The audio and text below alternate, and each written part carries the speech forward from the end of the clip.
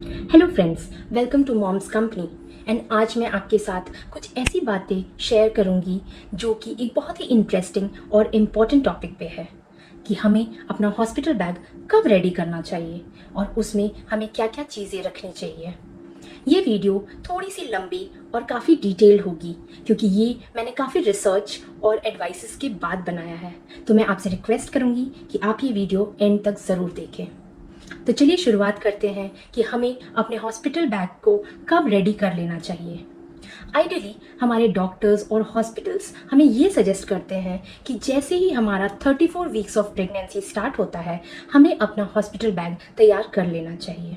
But जैसा कि हम जानते हैं आजकल मार्केट में इतने ऑप्शंस और वेराइटीज़ अवेलेबल है कि हम चाहते हैं कि हम अपने बेबी के लिए और अपने लिए best to best products use करें। तो इसके लिए हमें हमारी रिसर्च बहुत पहले से शुरू कर देनी चाहिए।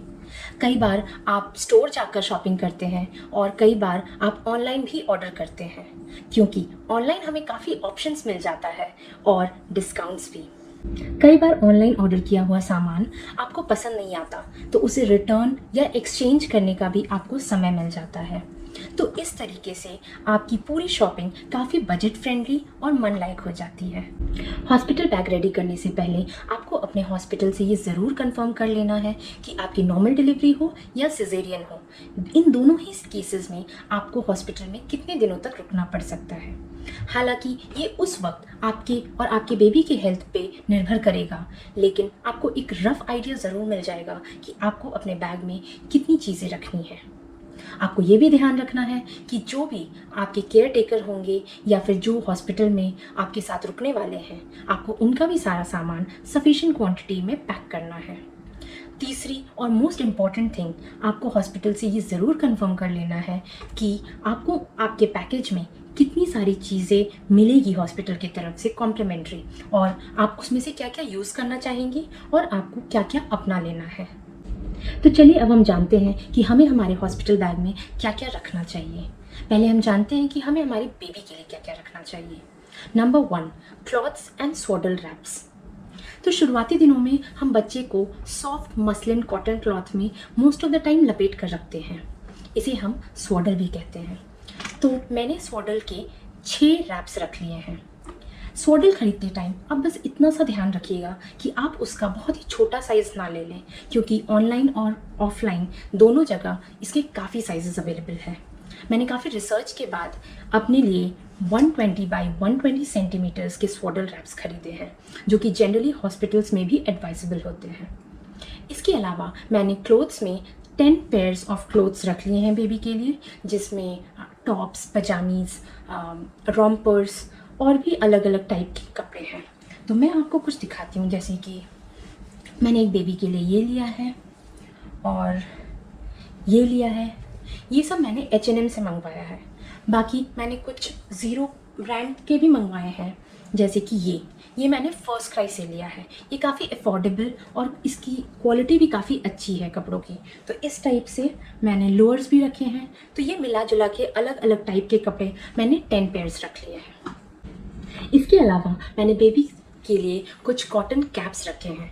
मैं पुणे महाराष्ट्र में हूँ और यहाँ ज़्यादा ठंड नहीं होती, इसलिए मैंने वुलन कैप्स नहीं रखे हैं। अगर आपके प्लेस में बहुत ज़्यादा ठंड होती है तो आप वुलन कैप्स प्रेफर कर सकते हैं।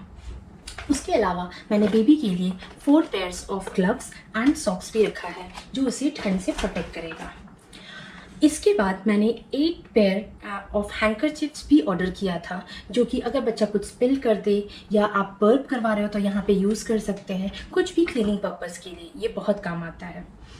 क्लीनिंग पर्पज़ के लिए मैंने 2 चीज़ें और रखी है। एक तो ये बेबी वाइप्स जो कि मी कंपनी का है, एंड उसके अलावा कॉटन साड़ीज़ को छोटे छोटे टुकड़ों में मैंने कट करके रख लिया है जिसे मैं पानी में डिप करके उसे क्लीनिंग पर्पज़ के लिए यूज़ करूँगी। नेक्स्ट आपको अपने बैग में बेबी डाइपर्स और नैपीज़ रखनी है। तो डाइपर्स में मैमी पोको पैंट्स और पैम्पर्स दोनों के ही काफ़ी अच्छे और मिक्स्ड रिव्यूज़ हैं। मैंने अपने फ्रेंड्स और रिलेटिव से स्पेशली मैमी पोको पैंट्स के बारे में बहुत अच्छा रिव्यू सुना है, तो मैंने ये सोचा कि मैं इसी से शुरुआत करती हूँ। ये कुछ ऐसा दिखता है आफ्टर ऑल आपको अपनी बेबी पे ये अलग अलग डाइपर्स ट्राई करना होगा ताकि आप ये जान सकें कि आपके बेबी के लिए बेस्ट डाइपर कौन सा सूट कर रहा है। तो डाइपर्स के अलावा मैंने कुछ क्लॉथ नापीज़ और डाइपर्स भी मंगवाए हैं, जैसे कि ये सुपर बॉटम्स का यूनो पैक है। ये आपके बेबी के लिए बहुत ही अच्छा हो सकता है क्योंकि ये क्लॉथ डाइपर है, जैसा कि हमारी फैमिलीज़ रेकमेंड करती है बेबीज़ के लिए।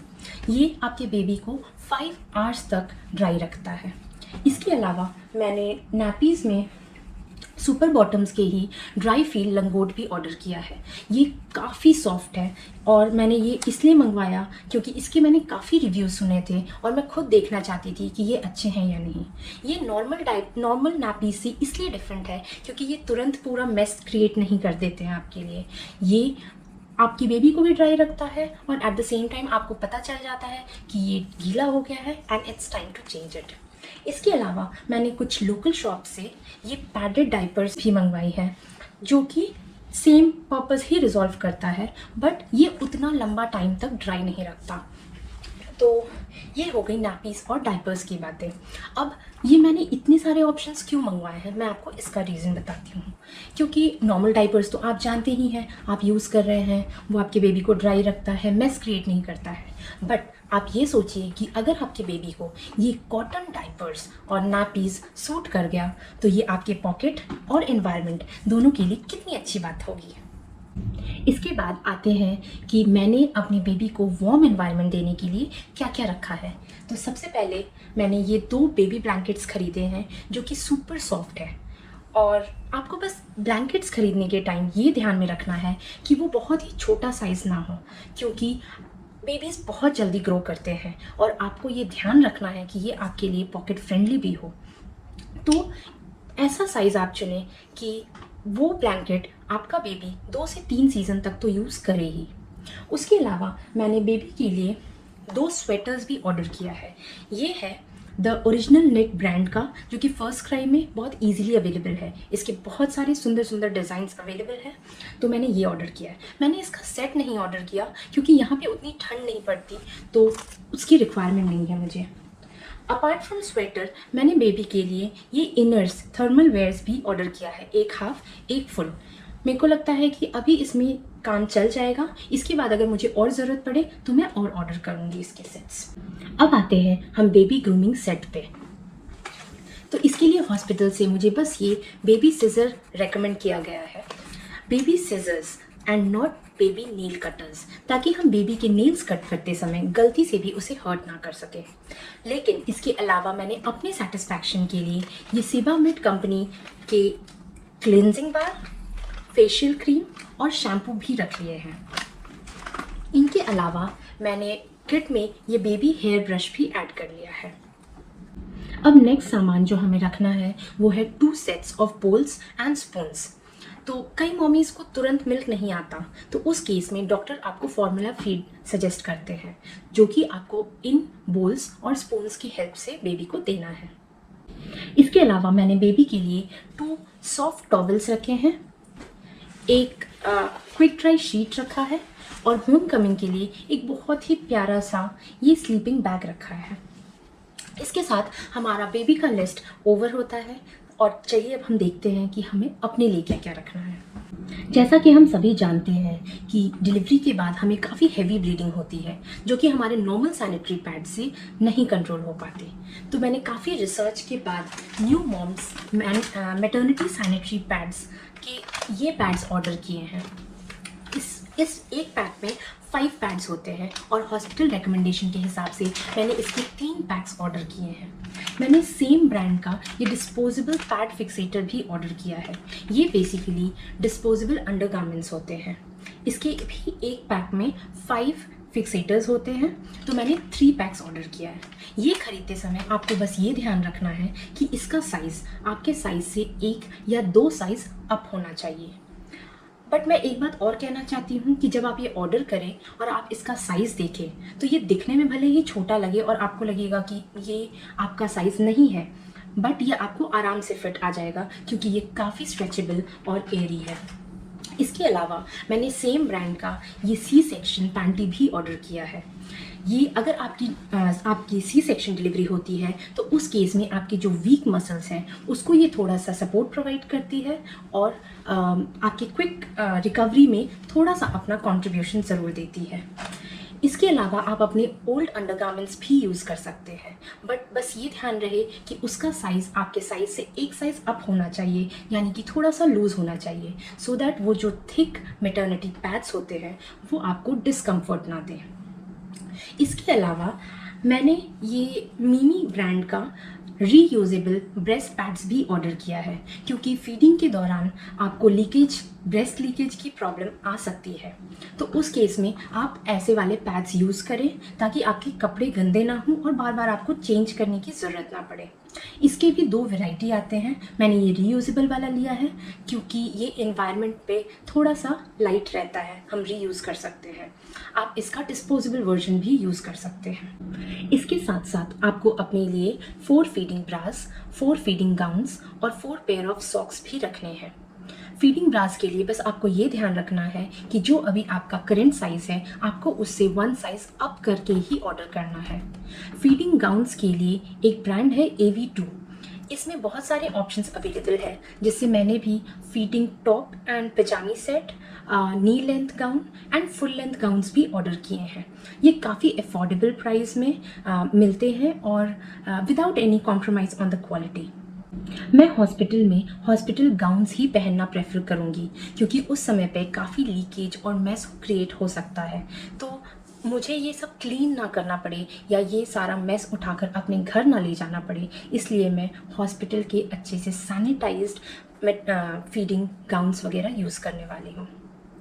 मेरे हॉस्पिटल ने मुझे एक एरोमा थेरेपी किट भी रखने को बोला है। इसका रीज़न ये है कि जब आप लेबर में होती हैं तो ये आपको रिलैक्स करवाने का काम करती है। So this is really important.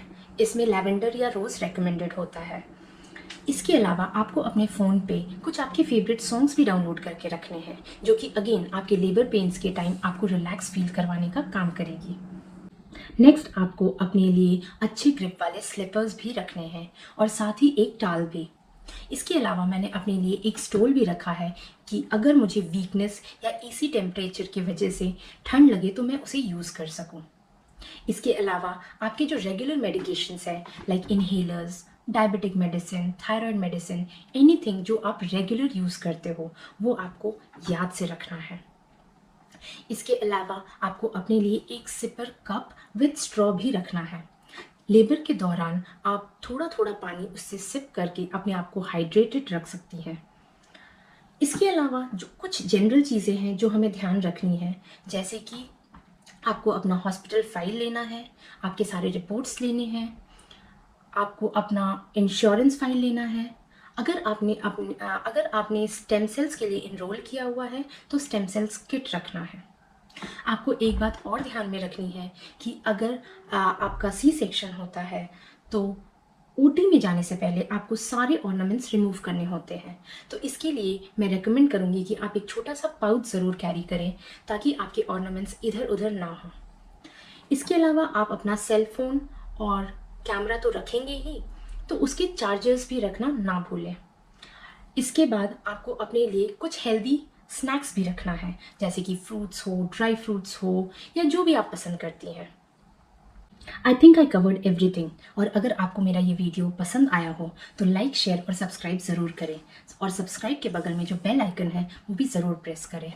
धन्यवाद।